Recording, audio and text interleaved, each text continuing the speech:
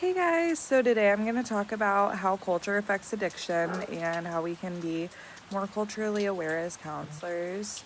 The first thing that I want to talk about is how addiction is not just about the drug, but it is also about the individual themselves, the person's background, their environment, and their life experiences that have led up to the addiction. The textbook explains that culture shapes how people view addiction, how they cope with stress, and whether or not they feel safe asking for help.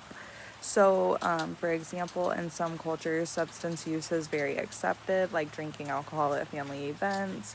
In others, it might be highly judged, so people hide their addictions. Some communities as a whole may not trust mental health care or think that it's very serious.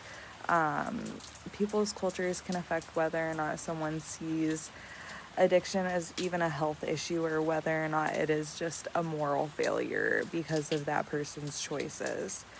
As counselors, it's important that we understand a person's culture before we can help them. So the textbook talks about cultural competency a lot. This is something we've learned in other classes, being respectful of different cultures, asking questions instead of assuming things, making sure our treatment plans fit the person's culture, values, and lifestyles. So if somebody comes from a culture where a family might be really important, we might include family support in their recovery. So some of the examples that I wanted to include, the first one breaks my heart, but in many small towns, I feel like something that is overlooked is elderly adults with addictions.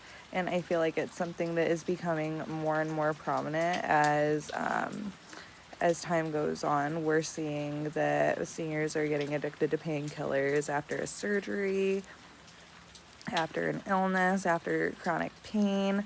Um, some of these adults don't get help because they don't want to bother anyone. They feel ashamed. They worry what others might think. And also because a lot of times they're becoming addicted to what is prescribed to them. So the textbook refers to this category as the invisible group when it comes to addiction, because they might be misjudged or ignored, because it might not seem like a big problem when in all reality it is.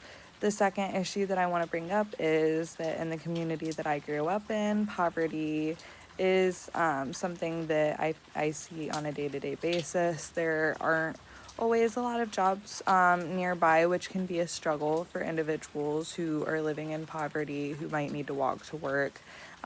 So that long drive is making work inaccessible. And truthfully, mental health care was sparse up until very recently. I did not see very much of it. So many people use substances to cope, or to just get through day-to-day living. There's also a lot of negative peer pressure that comes along with this, when it comes to our youth. And then there's also just this standard of it being okay. And so a lot of people get started thinking like, oh, this is something that I can do casually, this is okay, and they don't understand what addiction really entails. So in these rural communities, a culture of addiction can even form, and then that gets passed down through generations. Culture altogether, it plays a huge role in addiction and how it starts and how it's handled and how people can recover.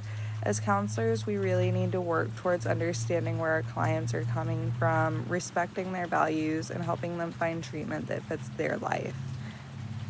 Bye, guys.